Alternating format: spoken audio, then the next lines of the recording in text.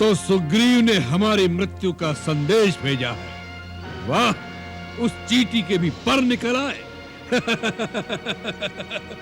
एक मरकट उछल कूदकर समंदर क्या पार कर गया। वह समझते हैं सारे वानर सागर तैर कर आ जाएंगे, लहरों में समाधि बन जाएगी सबकी। क्या इस बात को नहीं जानते?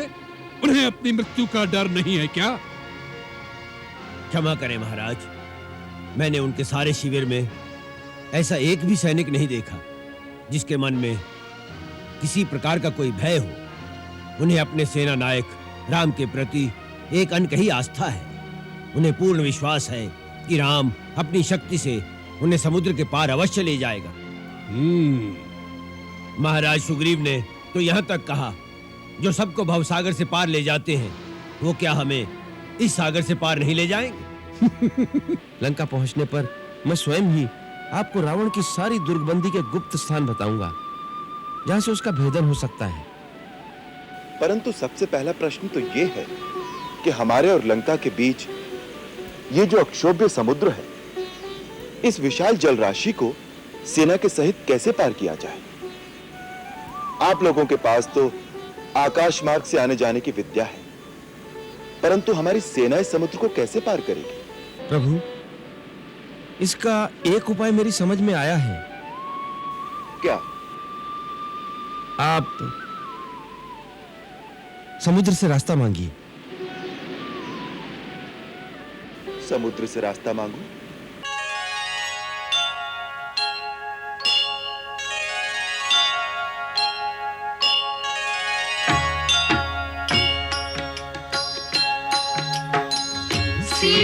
सीताराम चरित अति पावन, मधुर सरस अरु अति मन भावन।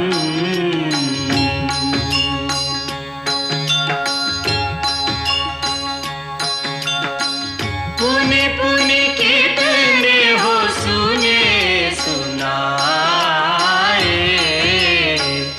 ये की प्यास बुझत न बुझाए।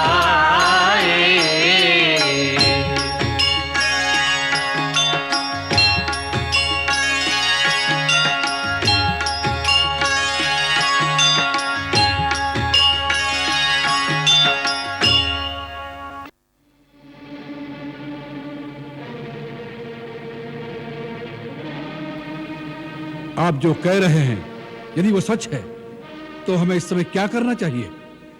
मेरे विचार से तो शत्रु पर आज ही आक्रमण कर देना चाहिए। हाँ महाराज, अभी तो समुद्र पार करने के उपायों पर सोच विचार ही कर रहे होंगे। युद्ध सर पे आ जाएगा इसका तो उन्हें आभास ही नहीं होगा। हमारे पास जितने राक्षस आकाश में उड़ने की विद्या जानते हैं, उन वानरों को विध्वंस करने के लिए उतने ही पर्याप्त होंगे। शत्रु के आगे बढ़ने से पहले ही उसे उसके घर में ही मार देना चाहिए। युवराज, क्षमा करें, यही सबसे बड़ी भूल भी हो सकती है। हमारी सेना का जो बल और शक्ति लंका में है, वो दूसरे की धरती पर जाकर कभी भी नहीं हो सकती। हम आपकी शक्ति पर संदेह नहीं करते, परंतु अपने घर में जो सुरक्षा होती है वो शत्रु के घर में नहीं होती। हाँ, यदि शत्रु सेना निर्बल हो, उसके राज्य में अधिकार जमाना हो तो अलग बात है, परंतु यहां ये दोनों बातें नहीं। हम सेनापति कंपन के विचार से सहमत हैं। हम लंका में बैठे हुए हर प्रकार से सुरक्षित हैं, और सबसे बड़ी सुरक्षा तो 100 योजन विस्तार का यह सागर ही है। हनुमान जैसा कोई एकाध वीर योद्धा उसे पार कर सकता है, परंतु सेना को लेकर विशाल सागर को पार करना राम के लिए असंभव है। इसलिए हमें कोई चिंता नहीं करनी चाहिए। महाराज, आज तक किसी सेना ने यह सागर पार नहीं किया। इसका अर्थ यह तो नहीं कि यह हो नहीं सकता। हनुमान ने यहां का सारा हाल तो बता ही दिया होगा कि कितना विशाल समुद्र है। फिर भी यदि राम अपनी सेना को लेकर समुद्र तट पर आ गया है तो वो कुछ सोचकर ही आया होगा। उसके मन में कुछ उपाय तो अवश्य होगा। इसलिए हमें अपने ही मन में संतुष्ट होकर बैठे रहना नहीं चाहिए। तो फिर आप ही बताइए हमें क्या करना चाहिए। सैनिक शक्ति का प्रयोग तो आप करना नहीं चाहते। हाँ इंद्रजीत, सैनिक शक्ति का प्रयोग यहां उचित नहीं। हमें कूटनीति से काम लेना चाहिए।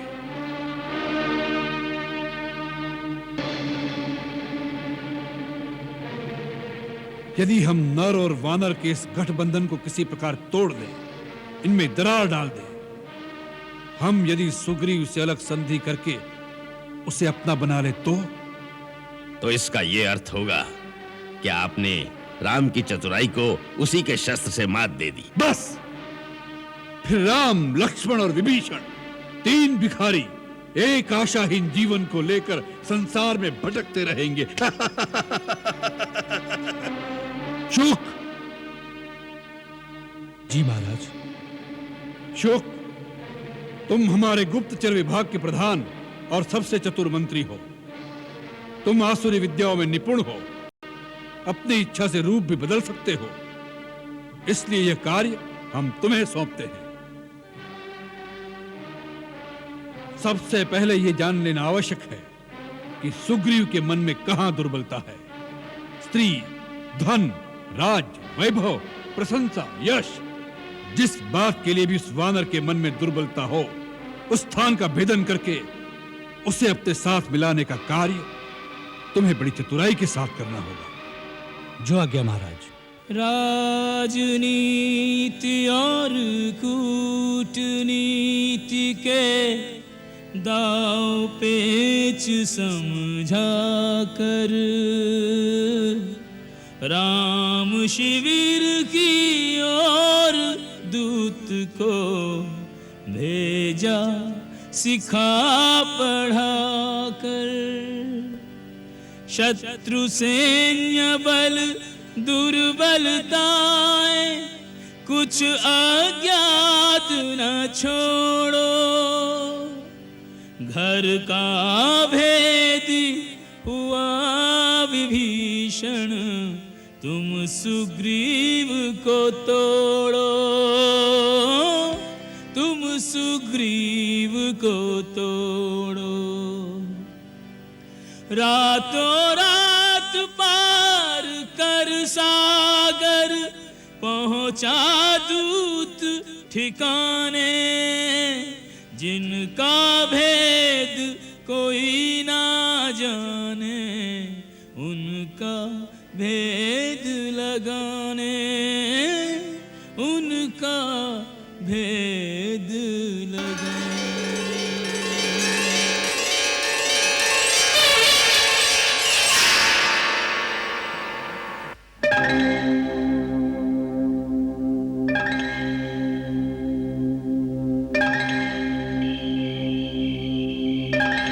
सुना है राक्षस जाति के सभी जन आकाश मार्ग से आ जा सकते हैं। हाँ, उनकी प्रकृति में ही ये शक्ति निहित है। हाँ, मैंने सुना है ये कोई गुप्त विद्या है। नहीं नहीं, वो मायावी लोग हैं। ऐसी ऐसी कई प्रकार की असुरी विद्याएं वो जानते हैं, जैसे हवा में उड़ना या स्वेच्छानुसार अपना रूप बदल लेना। फिर ऐसी छल कपट वाली सेना के साथ हम युद्ध कैसे करेंगे? कैसे करेंगे? अवश्य कर सकेंगे, क्योंकि हमारी ओर सत्य है। सुना नहीं श्री राम प्रभु ने क्या कहा? जो सत्य और धर्म पर स्थिर रहते हैं, ईश्वर उन्हीं की सहायता करते हैं। सत्य सबसे बड़ी शक्ति है और वो हमारे पास है। इसलिए हम युद्ध भी करेंगे और विजय भी हमारी होगी। परंतु विजयी तो तब होंगे जब समुद्र पार करेंगे।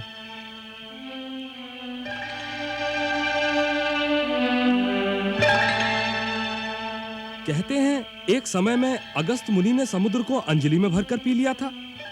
यदि और कोई बात न बनी तो श्री राम अगस्त मुनि को ही बुला लेंगे। सुना है पहले भी अगस्त मुनि ने श्री राम प्रभु को दिव्यास्त्र दिए हैं।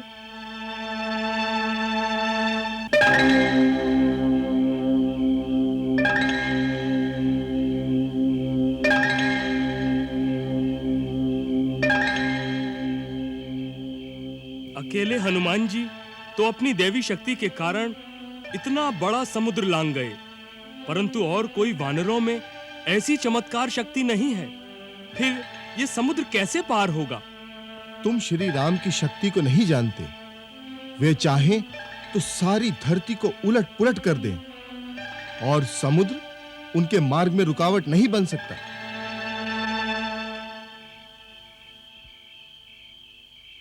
भैया, सबके मन में एक ही प्रश्न उठ रहा है कि हमारी इतनी बड़ी, इतनी विशाल सेना समुद्र के उस पार कैसे पहुंचेगी। परंतु भैया, सबको पूर्ण विश्वास है कि आपकी शक्ति के सामने कोई नहीं टिक सकता। आप सारे समुद्र को सुखा सकते हैं। अवश्य सुखा सकता हूं, परंतु लक्ष्मण, मैं सोचता हूं यदि अनावश्यक बल प्रयोग के अतिरिक्त कोई और साधन मिल जाए तो अच्छा है। प्रभु, मेरे मन में एक विचार आया है। कहो। क्यों न विभीषण से कोई युक्ति पूछी जाए, क्योंकि राक्षस लोगों के पास बहुत गुप्त विद्याएं होती हैं। हो सकता है वो हमें लंका तक पहुंचने का कोई गुप्त मार्ग ही बता दे। हो सकता है। हम तुम्हारे विचार से सहमत हैं। कल हम उनसे इसी विषय पर बातचीत करेंगे।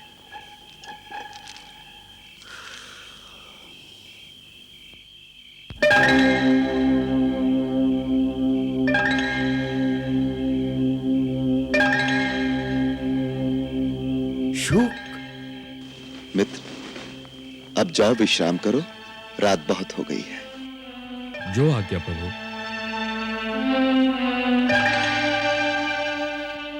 लक्ष्मण, तुम भी विश्राम करो।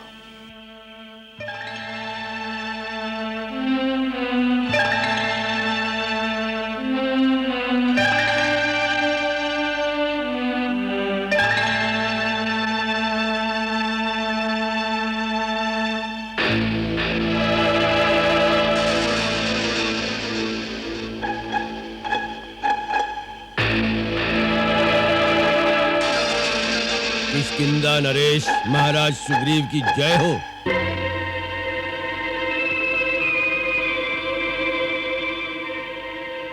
कौन हो तुम? मेरा नाम शुक है। मुझे लंकेश्वर महाराज रावण ने एक विशेष संदेश देकर भेजा है। अपने वास्तविक रूप में आओ।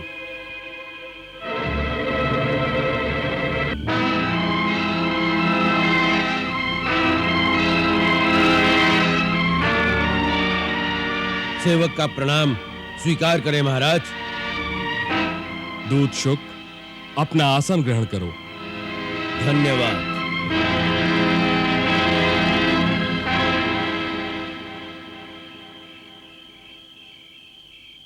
कहो, क्या संदेश लाए हो? मेरे स्वामी लंकापति रावण ने आपको साधुवाद भेजा है। उन्होंने कहा है कि आप हमारे मित्र वाली के छोटे भाई हैं, इसलिए वो आपको भी अपना भाई ही मानते हैं। इस नाते आप जब चाहें लंका पधार सकते हैं। वहां आपका भव्य स्वागत होगा। लंका में सोना, चांदी, धन धान्य, हीरे माणिक आदि रत्नों की कोई कमी नहीं है। आप जितना चाहें हम आप पर न्यौछावर कर सकते हैं। लंकापुरी में अभिसार के लिए ऐसी सुंदर नृत्यांगनाएं हैं जिनके सामने देवलोक की अप्सराएं भी मंद पड़ जाएं। महाराज रावण ने यह भी कहा है कि स्वर्गीय महाराज बाली के साथ उनकी मित्रता की संधि थी। दोनों एक दूसरे की सहायता के लिए वचनबद्ध थे। उसी संधि के फल स्वरूप राक्षसों की एक अग्रिम छावनी गोदावरी तट पर स्थित थी, जहां पर खर और दूषण हमारी ही नहीं बल्कि आपकी सीमाओं की भी रक्षा करते थे, ताकि उत्तर की ओर से आने वाले शत्रु आगे बढ़ने का साहस न कर सके।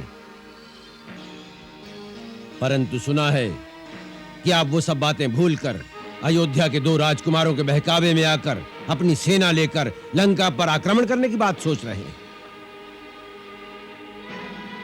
महाराज रावण जानना चाहते हैं कि आप किस लोभ में आकर इतनी बड़ी भूल करने जा रहे हैं। हमारा आपका कोई वैर नहीं, कोई द्वेष नहीं, कोई विरोध नहीं। हमने आपका कुछ नहीं बिगाड़ा, तो फिर अकारण हमसे ये वैर क्यों? अपने देश से निकाले हुए दर दर भटकते उस वनवासी की सुंदर स्त्री का हमने हरण इसलिए किया है ताकि वो वनवास के दुखों से छूट जाए और लंका की महारानी बनकर कुछ सुख भोग सके। तो इसमें वानर राज सुग्रीव का क्या जाता है? महाराज ने यह भी याद दिलाने को कहा है कि लंका आपके बहुत समीप है। विपत्ति पड़ने पर जितनी जल्दी हम आपकी सहायता के लिए आ सकते हैं, अयोध्या वाले नहीं आ सकते, क्योंकि अयोध्या आपसे बहुत दूर है। इन सब बातों को सोचते हुए महाराज रावण ने आपसे अपेक्षा की है कि आप इन लोगों का साथ छोड़कर अपनी सेना को साथ लेकर आज ही किष्किंधा वापस चले जाएं, ताकि वानर राक्षस मित्रता बनी रहे। अन्यथा अच्छा नहीं होगा। अन्यथा क्या अच्छा नहीं होगा? महाराज, जब एक छोटी सी भूल सुधार लेने से उसके फल स्वरूप होने वाला विनाश टल सकता है, तो इस विनाश के विस्तार को जानने की क्या आवश्यकता है? महाराज, मुझे पूर्ण विश्वास है कि आप महाराज रावण की इस बात को कभी नहीं टाल सकते, क्योंकि महाराज रावण की मित्रता के बढ़े हुए हाथ को ठुकराने का अर्थ है जैसे कोई बुद्धिमान पुरुष अपने द्वार पर आए हुए अपने परम सौभाग्य को ठुकरा दे। मुझे पूर्ण विश्वास है कि आप जैसा महाबली, तेजस्वी और बुद्धिमान राजा ऐसी मूर्खता की बात कभी नहीं सोचेगा। मैं ऐसी मूर्खता की ही बात सोच रहा हूं, इसीलिए जानना चाहता हूं कि उस अन्यथा का क्या अर्थ है। यदि मैंने रावण की बात नहीं मानी तो क्या हो सकता है? आपकी सारी वानर सेना का विनाश, किष्किंधा राज्य की सारी शक्ति का ह्रास, जिसके पश्चात किष्किंधा का राजा भी राम और विभीषण की तरह दर दर भटकता भिखारी दिखाई देगा। दूत!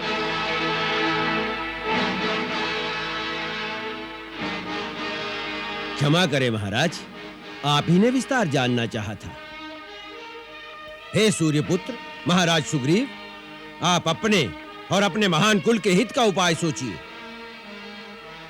अपने ऐश्वर्य और समृद्धि को बचाने का उपाय सोचिए। अपने साम्राज्य की उन्नति का उपाय सोचिए। इसका एक ही उपाय है कि आप महाराज रावण की मित्रता का आदर करें, जिसका अर्थ है संसार के समस्त सुखों का स्वामी हो जाना। आप उन सुखों को भोगते भोगते थक जाएंगे, किंतु वो सुख कभी समाप्त नहीं होंगे। नहीं सुख, प्राणी भी नाशवान है तो भोग भी नाशवान है। कोई भौतिक सुख ऐसा नहीं है जो निरंतर हो, जिसका नाश न हो। इसीलिए सुखों के मोह से, अपने कर्तव्य से जो विमुख हो जाए, उससे बड़ा मूर्ख कौन होगा? और तुम्हारा लंकापति मुझे यही प्रलोभन दे रहा है कि जिसने मुझ पर उपकार किया हो उससे मैं द्रोह करूं। जो मेरा मित्र है मैं उसकी पीठ पर कटार भोंक दूं। और जो बात सत्य और धर्म से युक्त है कि रावण ने एक निर्दोष परस्त्री का हरण करके एक ऐसा पाप किया है जिसके लिए उसे मृत्युदंड दिया जाना आवश्यक है, उस रावण की शक्ति के भय से अथवा समस्त सांसारिक प्रलोभन के कारण मैं एक महापापी का समर्थन करूं और रावण का साथ दूं? ऐसा करूं तो मेरी आत्मा क्या मुझे कभी क्षमा करेगी? मेरे स्वर्गीय बड़े भाई महापराक्रमी वीर महाराजा बाली ने मरते समय मुझे यही कहा था कि जो वचन श्री राम को दिया है उसे पूरा करना। आज यदि मैं तुम्हारा परामर्श मान लूं तो मेरे परमवीर भैया और परम प्रकाशवान लोकों में विचरने वाले मेरे पिता भगवान सूर्य मुझे एक ही बात कहेंगे, धिक्कार है सुग्रीव, धिक्कार है तुझ पर।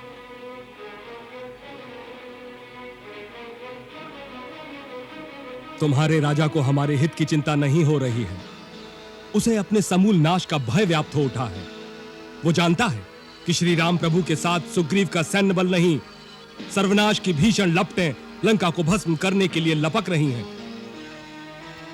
यह वो जान गया है, इसीलिए उसने फूट डालने की कुटिल कूटनीति की चाल चली है। आप मेरे महाराज को गलत समझ रहे हैं कपीश, तनिक विचार कर देखिए। चुप रहो दूत।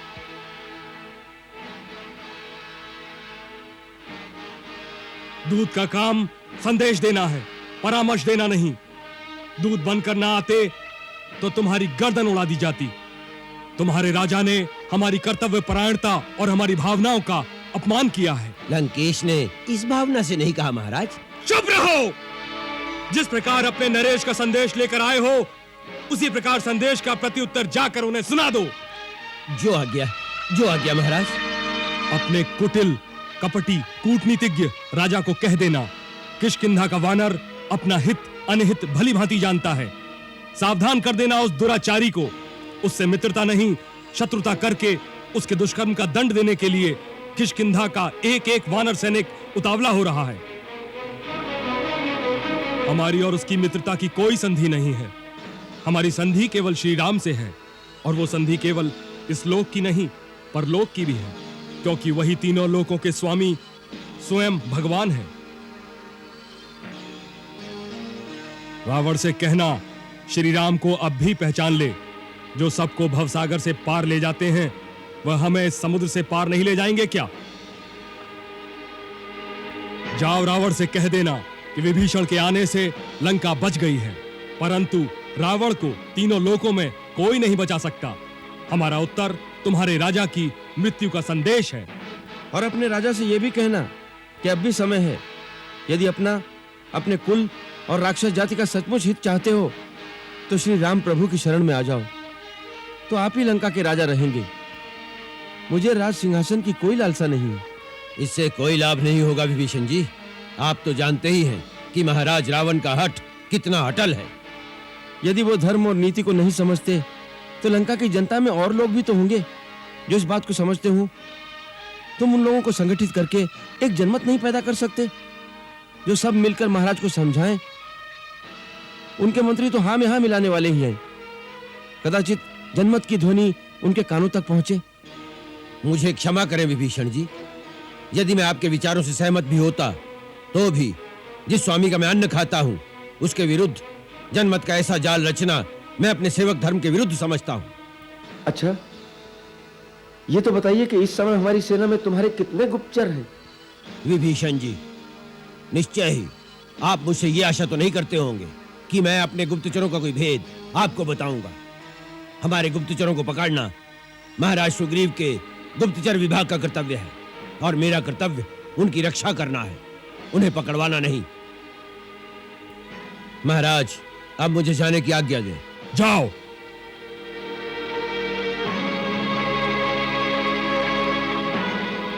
महाराज सुग्रीव, मैं आज से आपका भक्त हो गया हूं। जी हां, मैंने आपकी सारी बातें सुनी हैं। अब मुझे पता चला कि भगवान राम आपको अपना प्रिय मित्र क्यों मानते हैं।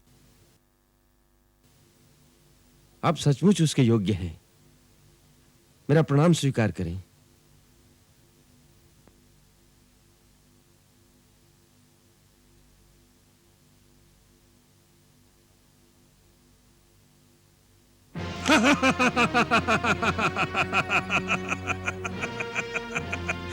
तो सुग्रीव ने हमारी मृत्यु का संदेश भेजा है। वाह, उस चींटी के भी पर निकल आए। एक मरकट उछल कूदकर समंदर क्या पार कर गया। वह समझते हैं सारे वानर सागर तैर कर आ जाएंगे, लहरों में समाधि बन जाएगी सबकी। क्या इस बात को नहीं जानते? उन्हें अपनी मृत्यु का डर नहीं है क्या? क्षमा करें महाराज, मैंने उनके सारे शिविर में ऐसा एक भी सैनिक नहीं देखा जिसके मन में किसी प्रकार का कोई भय हो। उन्हें अपने सेना नायक राम के प्रति एक अनकही आस्था है। उन्हें पूर्ण विश्वास है कि राम अपनी शक्ति से उन्हें समुद्र के पार अवश्य ले जाएगा। महाराज सुग्रीव ने तो यहां तक कहा, जो सबको भवसागर से पार ले जाते हैं वो क्या हमें इस सागर से पार नहीं ले जाएंगे? महाराज, पंछी के रूप में उड़कर लुक छिपकर मैंने उनके पड़ाव में सबको देखा। इस समय सबके मन में सागर की लहरों की भांति उत्साह उमड़ रहा है। सब ठंडा हो जाएगा, सिंधु पार ही छटपटाकर लौट जाएंगे सारे के सारे। और उस कुलघाती विभीषण का क्या हाल है? वानर सेना में छिपे हुए हमारे गुप्तचरों ने मुझे बताया कि वहां विभीषण का बड़ा आदर और सम्मान है। सुना है राम उन्हें अपने बराबर का आसन देता है, उनसे मंत्रणा भी करता है। हमारा भेद पाने के लिए तो सर आंखों पर बिठाएंगे ही। शत्रु के बैरी को मित्र बनाकर काम निकाल लेना ही तो चतुराई है ना। परंतु जो अपने भाई, बंधु, सगे संबंधियों का नहीं बन सका, वो उनका क्या बनेगा? और क्या उछल कूद हो रही है उस वानर दल में? इस समय तो जी जान से सभी इसी चेष्टा में जुटे हुए हैं कि किसी प्रकार समुद्र लांघ कर लंका में पहुंचा जाए। और इसका कोई साधन नहीं है उनके पास। बस यही उनके संकल्प की पराजय का मुख्य कारण होगा। बेचारे। एक प्रकार से अच्छा भी है, युद्ध में मरने से बच जाएंगे और जल्दी ही निराश होकर वापस चले जाएंगे।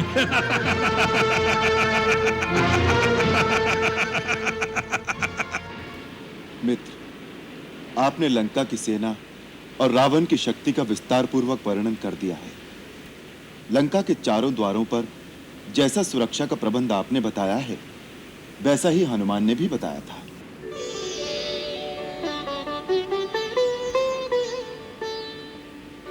आपके हनुमान की जितनी प्रशंसा की जाए कम है। लंका दहन के समय उन्होंने चुन चुनकर ऐसे स्थानों का विध्वंस किया जो लंका की सुरक्षा के लिए बड़े मर्म स्थान हैं। लंका पहुंचने पर मैं स्वयं ही आपको रावण की सारी दुर्गबंदी के गुप्त स्थान बताऊंगा जहां से उसका भेदन हो सकता है। परंतु सबसे पहला प्रश्न तो यह है कि हमारे और लंका के बीच ये जो अक्षोभ्य समुद्र है, इस विशाल जल राशि को सेना के सहित कैसे पार किया जाए?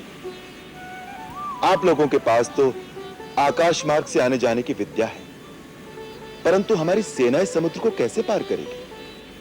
क्या आप उन्हें कोई ऐसी विद्या सिखा सकते हैं या कोई और गूढ़ उपाय बता सकते हैं जिससे हम सारी सेना सहित उस पार चले जाएं? प्रभु, ये सब आसुरी विद्याएं हैं जो राक्षस जाति के लिए तो सहज हैं, परंतु मानवों और वानरों के लिए यह साधना सहल नहीं है, क्योंकि यह शक्ति सात्विक नहीं है। इसका अर्थ तो यह हुआ कि हमारी सेना उस पर जा ही नहीं सकती। भैया, मेरा मत तो यह है, यहाँ बहुत घने वन है। सेना द्वारा लकड़ियां कटवाकर सहसों नावें बनाई जा सकती हैं। उसमें बैठकर हमारी सेना उस पार पहुंच जाएगी। लक्ष्मण भैया, सुरक्षा की दृष्टि से उस पर विचार कीजिए। नावें लंका के समीप पहुंचते ही राक्षस लोग अपने उपल यंत्रों से उन पर बड़े बड़े पत्थर फेंककर उन्हें डुबो देंगे। आपकी सेना को तट पर उतरने ही नहीं देंगे। तो फिर आप तो हर बात का खंडन कर रहे हैं, कोई उपाय भी तो बताइए।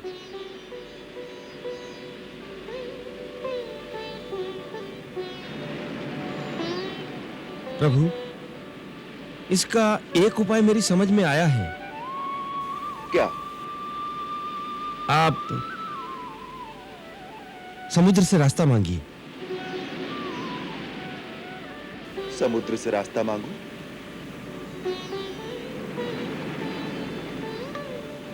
मांगने पर क्या समुद्र हमें रास्ता दे देगा? भैया, महाराज विभीषण ठीक कह रहे हैं, हमें समुद्र से ही रास्ता लेना चाहिए, परंतु मैं मांगने का समर्थन नहीं करता।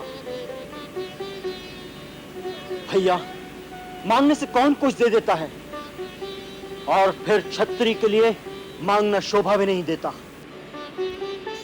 अपना धनुष बाण उठाइए, पहले तो आपके धनुष की एक ही टंकार से उसके कान खड़े हो जाएंगे, अन्यथा धनुष पर अग्नि बाण का संधान कीजिए तो वह स्वयं हाथ जोड़कर आपके सामने आ जाएगा।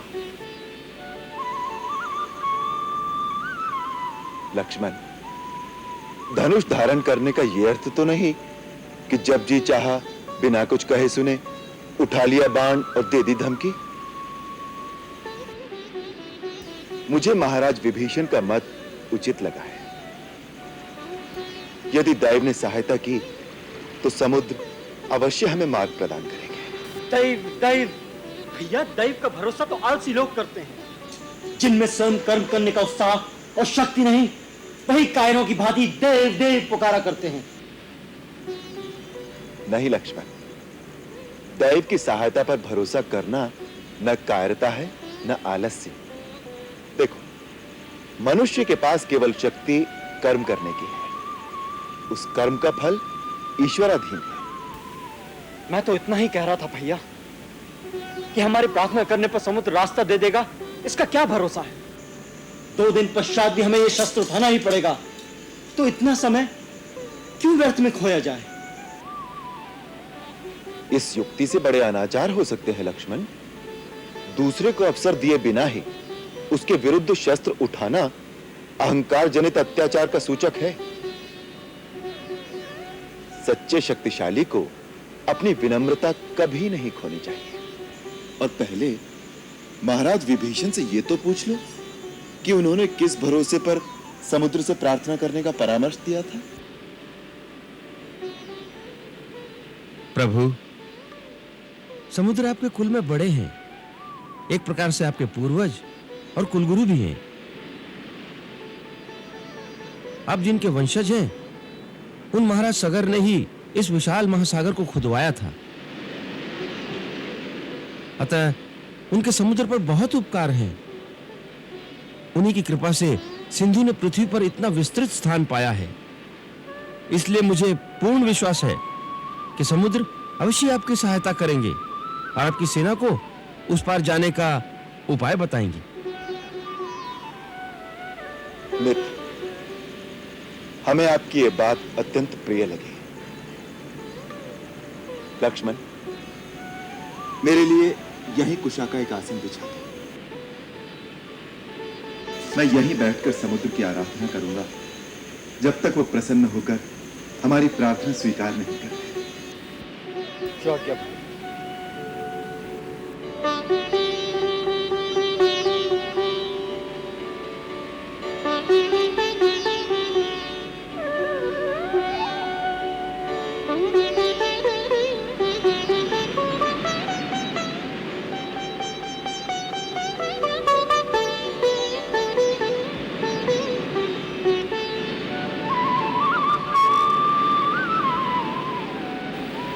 नमस्तुभ्यं जलनिधे नमामि सरिता स्वामी।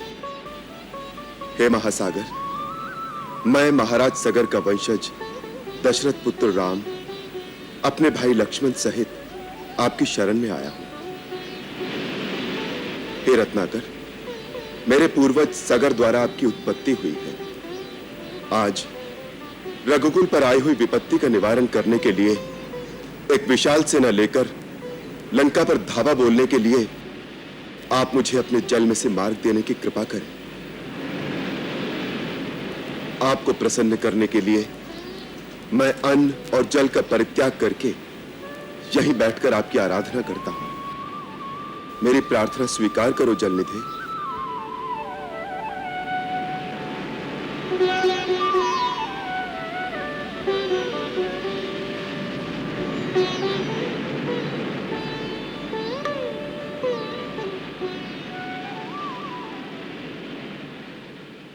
मंगल भवन अमंगल हारी, प्रभु सुदशरथ अजिर बिहारी।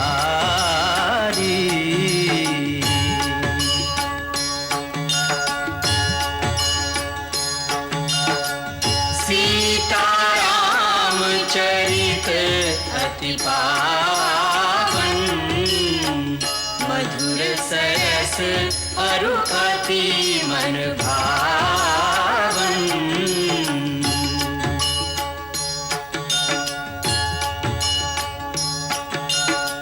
पुनि पुनि कितने हो सुने सुनाए, ये की प्यास बुझत न बुझाए।